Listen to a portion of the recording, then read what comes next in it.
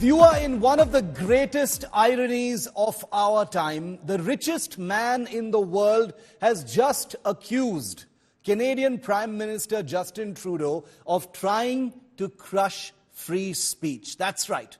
A country that's been using the shield of free speech to justify the murderous threats, glorification of terrorists, bounties for targeted killings and tributes to assassins, has now received the ignominy of having its free speech credentials dragged through a very, very public gutter. This attack on Trudeau by Elon Musk is in the wake of the Canadian government making it compulsory for all online streaming services that offer podcasts to formally register with the Government of Canada to permit regulatory controls.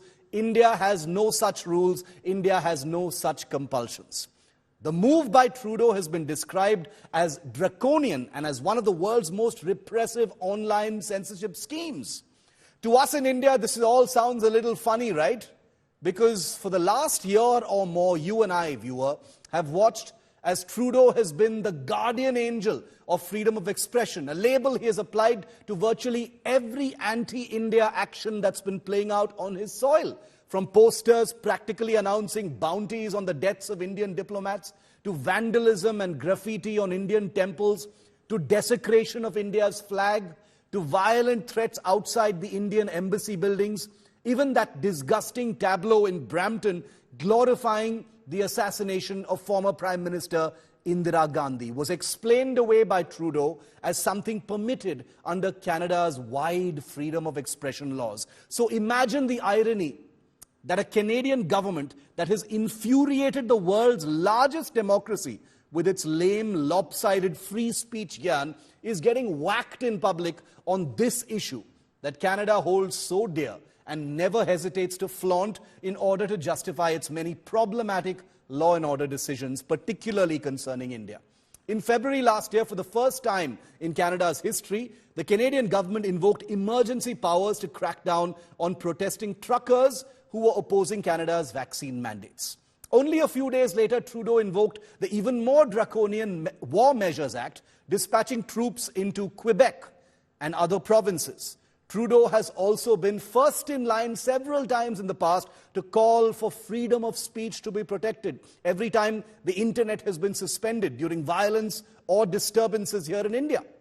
Regarded as the darling of the global liberal ecosystem, Trudeau fancies himself as a gyan giver at large on how free speech should be the cornerstone of every democracy. The problem, of course, is never about the principle of free speech, but about the selective applications of law to protect it. Threats of violence and defiance draw hard action, disregarding all free speech tenets, apparently, in Canada, when the perpetrators are from Quebec or truckers, when the perpetrators are from a demographic that drove you to power in the Liberal Party, the Khalistanis. And indeed, for the chair of the Prime Minister, then free speech protects you no matter what the provocation, even calls for violence and murder. To us here in India, the hypocrisy of Trudeau couldn't be speaking any louder, and that is perhaps why there is a visceral sense of irony over how Trudeau is now being called one of the most repressive when it comes to online free speech.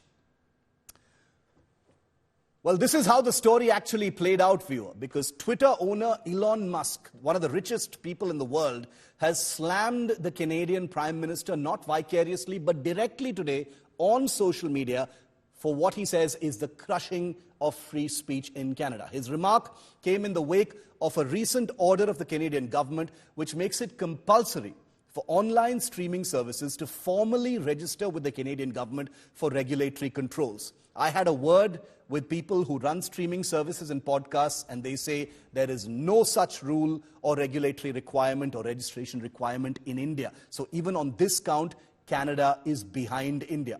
Musk was responding to a post by a journalist and author, Glenn Greenwald of The Intercept, who commented that Canada had the most repressive online censorship schemes. Notably, this is not the first time that the Trudeau government has been accused of acting against free speech. Like I said, last February, emergency powers were invoked against truckers during the vaccine mandate. Before that, they had also acted against rebels in Quebec. So there are many, many instances of Trudeau being a complete global hypocrite when it comes to the selective application of laws to support free speech. Gaurav Sawant is with me. He's been looking at this story unfolding very, very closely. Gaurav, the incredible irony of the world's richest man attacking Trudeau on the issue of free speech, him being described by independent journalists as having one of the most repressive regimes when it comes to free speech. Here in India, we've been seeing Canada use free speech to justify, genocidal threats, violent actions, murderous calls for killings of Indian diplomats. So therefore, this irony is not something we should be letting go of, Gaurav.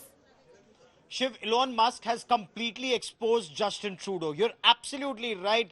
The fact that Canada encourages the Khalistani elements in the name of free speech, Shiv, nowhere in the world would posters painting a target on the backs of diplomats be passed off as and be permitted as free speech.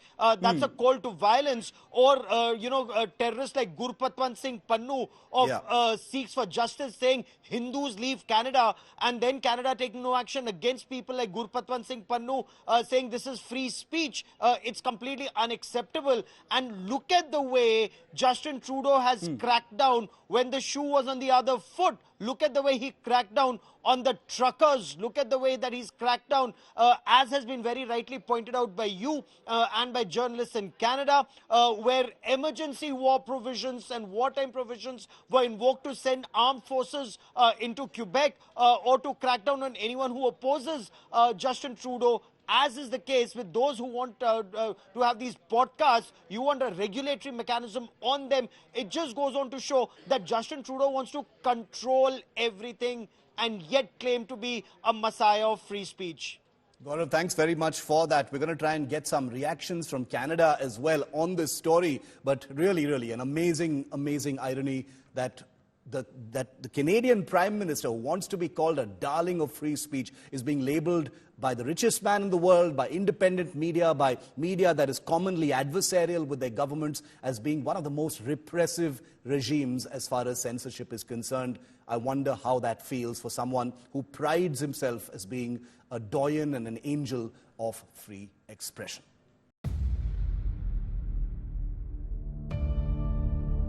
India's #1 political reporter. Defines what seems to be happening, vendetta politics. कोई दूध के से धुला हुआ नहीं है. Unmatched eye, unmatched experience. The world has changed. My black hair has become grey as well. And with unmatched passion for the story. Do not monopolize the conversation. When it's 100% news that matters. It's News Today with Hardeep Singh Nijjar. Monday to Friday, 9 p.m. Only on India Today TV.